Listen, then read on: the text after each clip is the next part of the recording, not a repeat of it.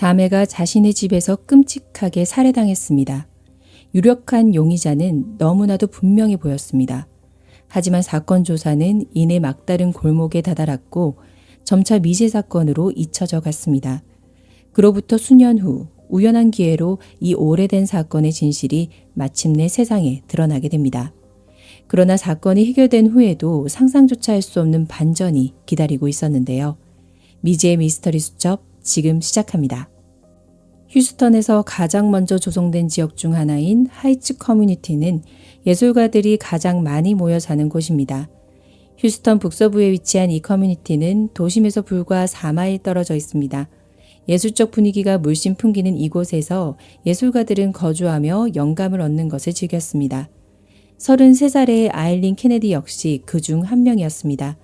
그녀는 스테인드 글라스 예술가였고 음악과 의상 디자인에도 큰 관심을 가지고 있었습니다.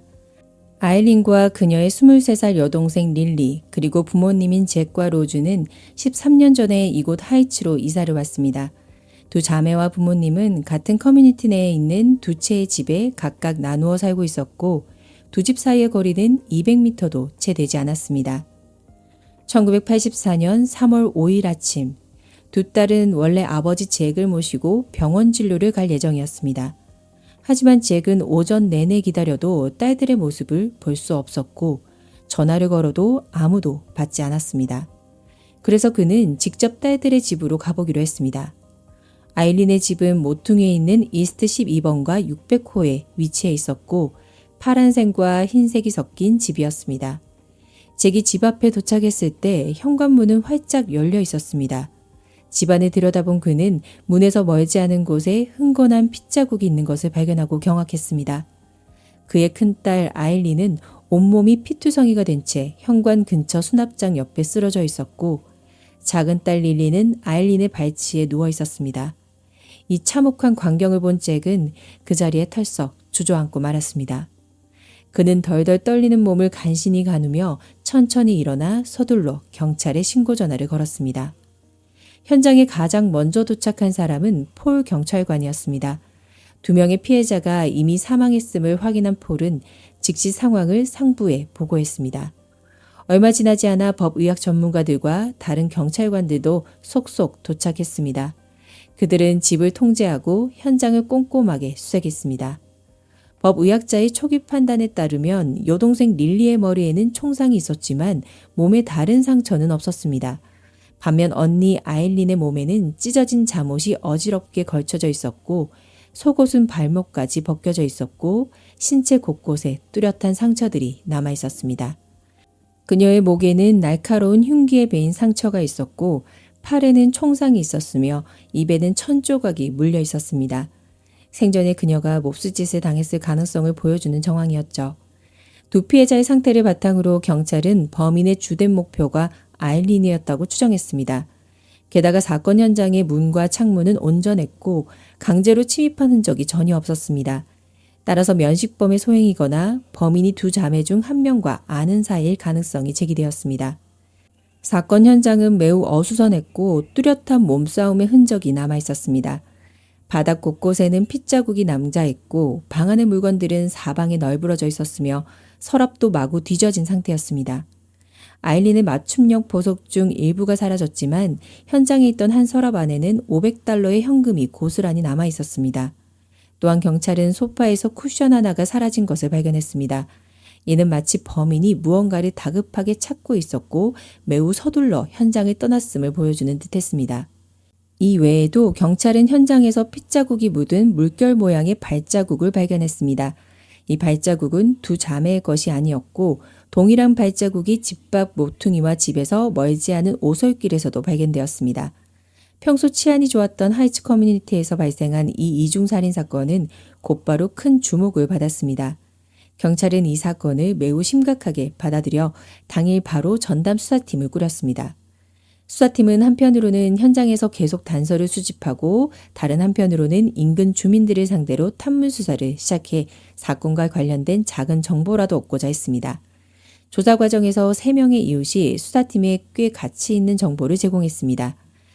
한 이웃은 4일 밤 11시경 릴리가 그의 집 문을 두드려 방금 삔 발목을 감싸기 위해 붕대를 빌려달라고 했다고 진술했습니다. 또 다른 이웃은 아침 6시경에 아주 큰 총성 2발을 들었다고 경찰에 알렸습니다. 경찰은 그가 들은 것이 총소리일 가능성이 매우 높다고 판단했습니다. 마지막 세 번째 이웃은 아침 6시 30분 출근길에 낯선 남자가 아일린의 집 방향에서 걸어오는 것을 보았다고 증언했습니다.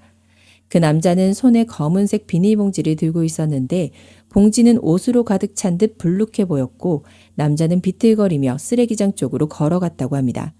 당시 이웃은 그 남자가 의심스러워 무슨 일인지 물었고 남자는 여자친구와 싸우고 쫓겨났으며 봉지에 든 것은 챙겨 나온 자신의 옷이라고 대답했습니다. 이웃은 덧붙여 그 남자의 행동이 어딘가 어설퍼 보였고 모퉁이에서 물건을 떨어뜨리기도 했다고 말했습니다. 당시 조금 이상하다는 생각은 들었지만 남자의 변명이 그럴싸하게 들려 더 묻지 않고 차를 몰고 출근했다고 합니다. 목격자의 안내에 따라 수사팀은 모퉁이에서 베개 솜 하나를 발견했습니다. 그 위에는 핏자국을 닦아낸 흔적이 남아 있었고 베개 솜의 크기는 아일린의 집에서 사라진 쿠션과 정확히 일치했습니다. 이에 수사팀은 해당 이웃을 경찰서로 데려가 그 남자의 인상착의를 떠올리도록 도움을 청했고 이웃의 묘사를 바탕으로 몽타주를 작성했습니다. 이 몽타주는 지역신문인 휴스턴 일보에 게재되었습니다. 경찰은 누군가 그를 알아보거나 가치 있는 단서를 제공해 주기를 원했습니다. 한편 법의학자는 피해자 자매에 대한 부검을 마친 후 릴리의 치명상이 뒤통수 우측에 입은 총상이라고 결론지었습니다. 사격거리는 매우 가까웠고 총알은 두정역 경막 외상에서 발견되었습니다. 총알이 들어간 각도를 볼 때 타살임이 확실했습니다. 반면 아일린은 팔에 한 발의 총상, 목에 4군데의 베인 상처가 있었고 머리는 둔기로 여러 차례 가격당한 흔적이 있었습니다. 그중 한 군데의 상처는 꽤 컸지만 모든 상처가 치명상은 아니었습니다. 법의학자는 아일린의 사인을 과다출혈로 추정했습니다. 이와 동시에 법의학연구소는 자매를 상대로 성적피해 검사를 진행했습니다. 검사 결과 릴리는 음성 반응이 나왔지만 아일린은 양성 반응이 나왔습니다. 이는 아일린이 잔혹한 대우를 받음과 동시에 몹쓸짓까지 당했다는 경찰의 이전 추측을 입증하는 결과였습니다. 1984년 당시에는 진행할 수 있는 법의학 검사의 종류가 매우 제한적이었습니다. 게다가 그 당시 DNA 기술은 범죄 수사에 널리 활용되기 전이었습니다. 그래서 비록 용의자의 체액 샘플을 수집했다 하더라도 범인을 찾아낼 방법이 없었습니다. 이와 함께 경찰은 자매의 아버지인 잭을 찾아가 본인이나 두 딸이 누군가와 원한을 산 적이 있는지 혹은 사건과 관련될 만한 정보가 떠오르는지 물었습니다. 잭은 사건 당일 딸들의 참혹한 모습을 직접 목격한 충격으로 외상 후 스트레스 장애를 앓고 있었습니다. 그는 딸들의 이야기만 나오면 온몸을 떨며 울음을 터뜨렸습니다. 감정이 조금 진정된 후 잭은 경찰에게 두 딸 모두 짝을 고르는 눈이 별로 없었다고 털어놓았습니다.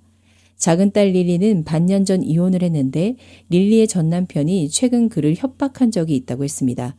또한 잭은 큰딸 아일린의 전 남자친구인 앨런에 대해서도 부정적인 입장을 보였습니다.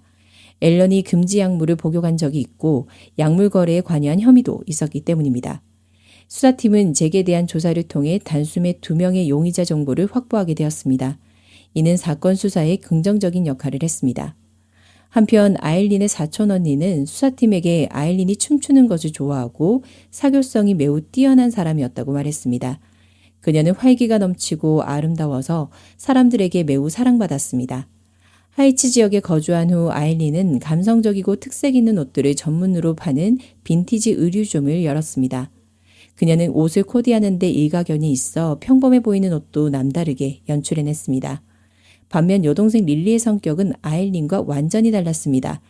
내성적이고 조용하다는 말이 그녀를 묘사하기에 가장 적합했습니다. 이웃집 여동생 같은 친근한 느낌의 말씨도 늘 나긋나긋했습니다. 두 자매 모두 매우 착한 사람들이라 절대 남과 원한을 살 일이 없다고 했습니다. 하지만 그녀 역시 자매의 반쪽들에 대해서는 불만이 많았고 도대체 왜 그런 사람들을 찾는지 이해할 수 없었다고 했습니다.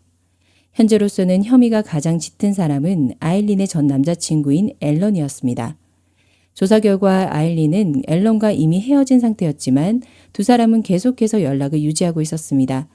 많은 사람들의 눈에 앨런은 호탕하고 괜찮은 사람으로 비춰졌습니다. 물론 이는 그의 나쁜 기호를 모른다는 전제하에서였죠.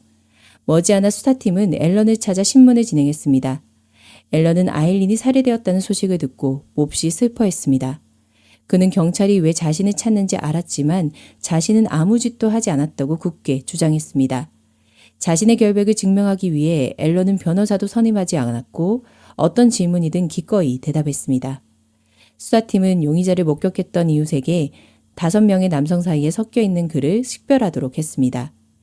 이웃은 자신이 본 사람이 이 5명 중에는 없다고 말했습니다. 또한 앨런은 거짓말 탐지기 테스트에 동의했고 그 테스트를 통과했습니다. 결국 수사팀은 앨런의 혐의를 배제했습니다. 다음으로 경찰은 릴리의 전 남편 존에게로 주의를 돌렸습니다. 릴리는 바로 이 존을 피하기 위해 언니와 함께 살게 된 것이었습니다. 존은 성격이 몹시 난폭했고 사건이 발생하기 얼마 전에도 릴리와 잭을 위협한 적이 있었습니다. 수사팀은 패서디나 교회에서 존을 찾아냈습니다. 그는 키가 크고 체격이 건장해 무척 힘이 세 보였습니다. 하지만 그의 모습은 용의자 몽타주와 전혀 닮은 구석이 없었습니다. 게다가 그는 얼마 전 다리 수술을 받아 목발을 짚고 걸어야 했습니다. 보아하니 존이 범행 능력을 감추지 못한 듯 했습니다. 만약을 위해 수사팀은 존이 수사를 받은 병원을 찾아가 확인까지 마쳤습니다. 의사는 존의 현재 능력과 상태로 범행을 저지를 능력이 없다고 명확히 밝혔습니다. 또한 수사팀은 존이 릴리에게 아기가 있었다 하더라도 왜 아일린이 더 많은 공격을 받았는지 설명할 수 없다고 판단했습니다. 존은 아일린을 고문할 이유가 없었습니다. 따라서 릴리의 전 남편 존의 혐의도 배제되었습니다. 2명의 중요한 용의자가 배제되자 수사 작업은 원점으로 돌아갔습니다. 이어서 수사팀은 아일린의 사회적 관계를 한층 더 조사했습니다. 그들은 범인이 2 자매 중 1명만 알고 있었다면 아일린을 알 가능성이 더 크다고 생각했습니다. 수사팀은 아일린의 동료를 통해 아일린이 앨런의 금지 약물 복용을 반대해 약물을 쿠션 안에 숨긴 적이 있다는 사실을 알아냈습니다. 이는 용의자가 베개솜을 가져간 정황과 부합하는 듯했습니다. 그러나 경찰은 사건 현장에서 어떠한 금지 약물도 발견하지 못했습니다. 이어 수사팀은 앨런과 그와 긴밀한 관계인 인물들을 추적 조사했지만 유용한 단서를 전혀 찾지 못했습니다. 사건 수사가 느리게 진행되던 중 경찰서로 신고 전화가 걸려왔습니다. 전화를 건 사람은 금지 약물 판매상의 집 주변에서 물결 모양의 발자국 몇 개를 보았다고 주장했습니다. 그 발자국은 뉴스 보도에서 사건 현장에 발견된 발자국과 무척 닮아 있었습니다. 수사팀의 경찰관과 부관은 즉각 현장으로 달려갔습니다. 세입자는 영어를 할 줄 모르고 스페인어만 할 줄 알았는데 폴이 마침 스페인어를 할 수 있었습니다. 신분을 밝히고 세입자의 동의를 얻은 후 폴은 집안으로 들어가 확인했습니다. 집안에서 그는 24개의 금지 약물을 발견했고 냉장고 안에는 많은 다른 중독성 약물들이 들어있었습니다. 심지어 손수건에 쌓인 권총 한 자루까지 있었습니다. 세입자의 행위가 명백히 위법이었으므로 폴은 이 세입자를 구금했습니다. 이와 동시에 그는 세입자의 신발을 범죄 연구소로 보냈습니다. 하지만 대조 결과 2 신발 자국은 완전히 같지 않음이 확인되었습니다. 권총 또한 완전히 새 것이라 어떤 총알도 발사된 적이 없었습니다. 이는 세입자가 흉악범죄와 아무런 연관이 없음을 말해주었습니다. 흉악범죄의 수사가 지연되자 지역사회 주민들은 매우 두려워했습니다. 그들은 다음 희생자가 자신이 될 수 있다고 걱정했습니다. 피해자 자매의 가족은 더더욱 비통함과 절망 속에 빠졌습니다. 그들의 감정은 여러 번 붕괴되었습니다. 잭은 자신이 2 딸을 보호하지 못했다며 몹시 자책했습니다. 사건 이후 그는 줄곧 악몽을 꾸었습니다. 잭의 여동생이자 2 자매가 자라는 것을 지켜본 이모 역시 우울증에 걸리고 말았습니다.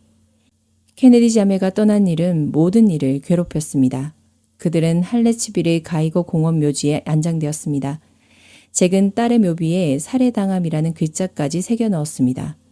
시간은 하루하루 지났고 계속해서 새로운 단서를 찾지 못하면서 2년 후 이 사건은 미제 사건이 되었습니다.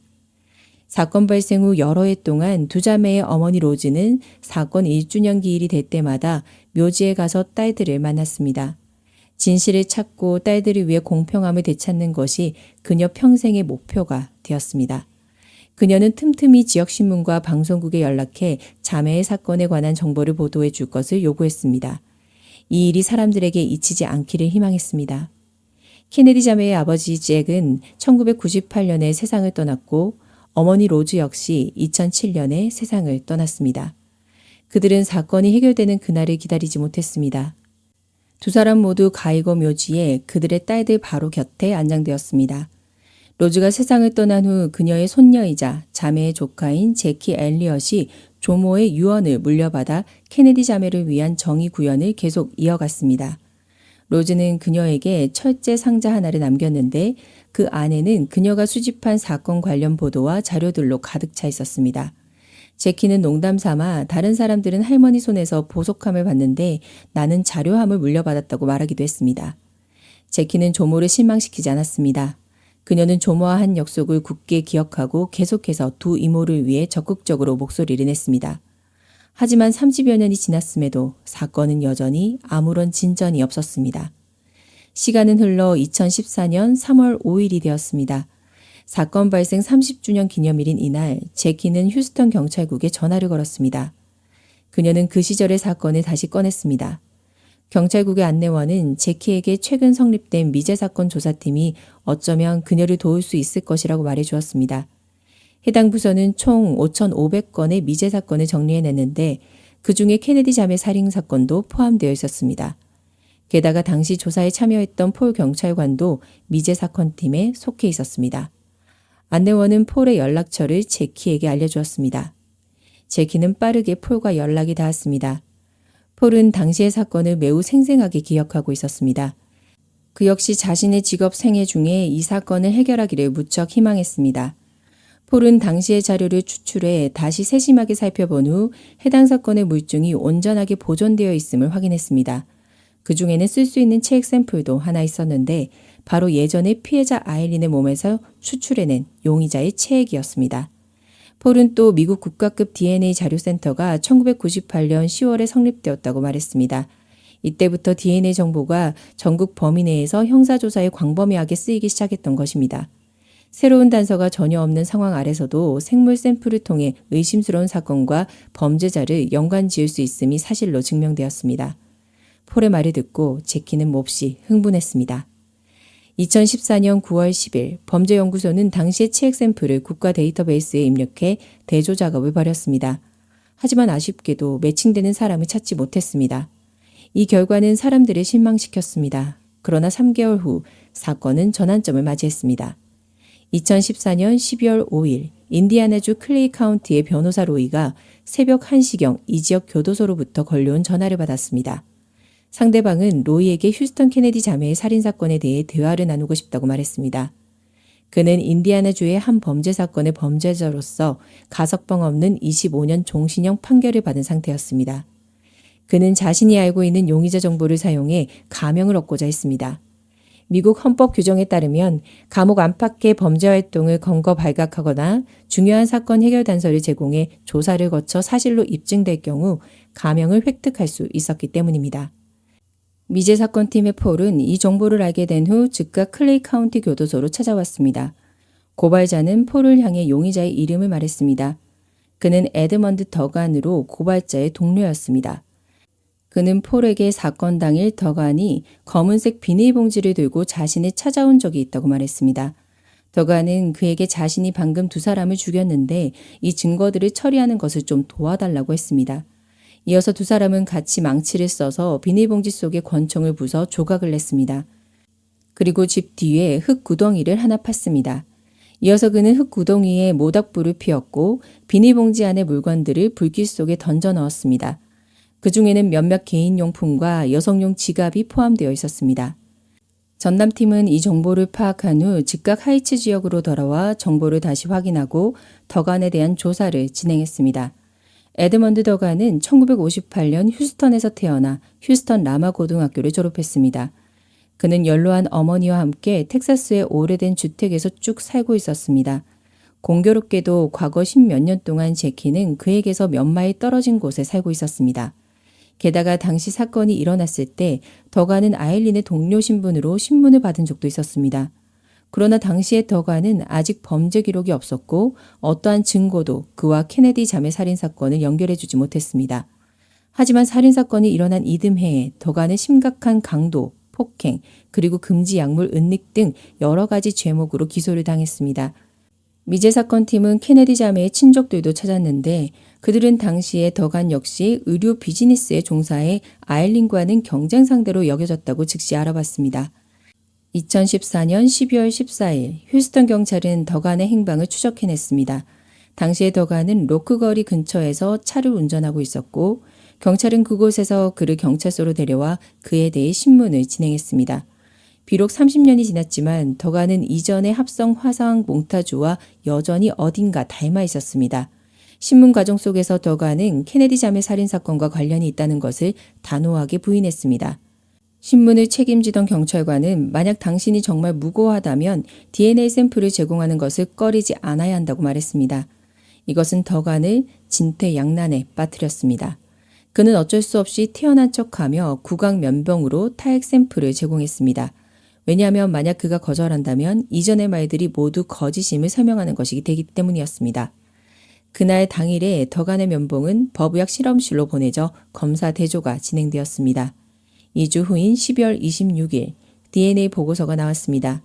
실험실에서 내린 결론은 더간의 DNA가 당시 체액 샘플의 DNA와 서로 매칭된다는 것이었습니다. 휴스턴 경찰국은 즉각 케네디 자매를 살해한 혐의로 더간을 체포했습니다. 검찰관은 이 소식을 제키에게 알렸습니다. 하지만 동시에 이 사건은 시간이 오래 지났고 더하여 현재의 DNA 증거와 비밀 유지자의 구두 진술밖에는 더간이 유죄임을 증명해줄 기타 직접적인 증거가 없음을 지적했습니다. 기소 과정은 어쩌면 비교적 곤란할 수 있었습니다. 왜냐하면 DNA 증거는 오직 더간이 아일린과 관계를 가졌다는 것만 증명할 뿐 그가 자매 두 사람을 살해했음을 증명할 수는 없었기 때문입니다. 따라서 검찰관은 어쩔 수 없이 더간과 유죄 협상을 맺어야 했습니다. 변속 거래라고도 불리는 변속 협의나 유죄 혐의는 정식 개정 이전에 기소 측 검찰관과 피고인이 협상을 진행하는 것을 가리킵니다. 검찰관이 일부 기소를 취하하거나 혐의를 낮추거나 다시 판결하는 것을 조건으로 피고인의 유죄 답변과 교환하는 것입니다. 통상적으로 피고인은 이로 인해 비교적 가벼운 판결을 얻거나 일부 기소를 철회받을 수 있었습니다. 이것은 검찰관과 피고인 간에 진행되는 유죄 인정에 대한 흥정입니다. 해당 사건에서 검찰관은 아일린에 대한 더간의 살인죄만 기소하기로 답하고 더간이 저질렀을 수 있는 다른 범죄 행위에 대한 기소를 포기했습니다. 더간은 법정에서 사건 기간에 자신이 한 의류 도매 회사에서 일했었고 업무 관계로 인해 아일린을 알게 되었다고 말했습니다. 사건이 발생하기 일주일 전에 그는 아일린을 만난 적도 있었고 동료 쪽으로부터 그녀가 금지 약물과 대량의 골동품 보석을 감추고 있다는 것을 알아내 사리를 품게 되었다고 했습니다. 더간은 협의 내용에 근거해 아일린 케네디를 살해했음을 승인했습니다. 그러나 그는 아일린이 침해했던 부분은 지워버렸고 사건 발생 과정 역시 묘사하지 않았습니다. 동시에 릴리 케네디에 대해서는 전혀 언급하지 않았습니다. 마치 당시에 릴리가 존재하지도 않았던 것처럼 말입니다. 제키가 피해자 진술을 완수한 후 더간은 법관을 마주한 채 정말 죄송합니다라는 한마디 말을 남겼습니다. 최종적으로 에드먼드 더간은 2급 살인죄로 인하여 15년 감금 판결을 받았습니다. 그는 해리스 교도소에 갇히게 되었는데 이 판결은 모든 사람들을 실망하게 만들었습니다. 더욱 사람을 경악하게 만든 것은 2021년 12월 1일에 더간이 다시 하이츠의 도로를 걸어 다녔다는 사실입니다. 그는 감옥에서 고작 6년만 복역한 뒤 다시 자유의 몸이 되었습니다. 그 이유는 1997년 텍사스주에서 제정된 아주 황당한 법안 때문이었습니다. 교도소의 수감 인원이 포화 상태에 이르는 과밀 수용 문제를 해결하기 위해 조건부로 일부 죄수들을 의무적으로 가석방시키는 법안이었습니다. 구체적인 내용을 살펴보면 죄수가 전체 형기의 4분의 1만 복역하더라도 수감 기간 동안 모범적인 태도를 보였다면 강제 가석방 자격을 얻게 된다는 것이었습니다. 쉽게 말해 폭행이나 강도, 살인, 심지어 연쇄살인을 저지른 흉악범이라 할지라도 그 범죄가 1977년에서 1987년 사이 텍사스주 안에서 발생했다면 누구나 강제 가석방의 대상이 될 수 있다는 뜻이었습니다. 앞서 2017년 7월 31일 휴스턴 지역 뉴스에서는 에드먼드 더간의 강제 가석방에 강력히 항의하는 보도를 내보낸 바가 있습니다. 제키를 비롯한 유가족들은 줄곧 더간이 종신형이나 사형을 선고받도록 만들기 위해 끊임없이 싸워왔습니다. 하지만 지금 그 끔찍한 범인은 어처구니 없게도 이미 자유의 몸이 되고 말았습니다. 이 사실을 알게 된 제키는 오랫동안 분노와 충격에서 헤어나지 못했습니다. 범인을 잡지 못해 미제 사건으로 남아있던 세월도 이미 충분히 절망적이었는데 말이죠.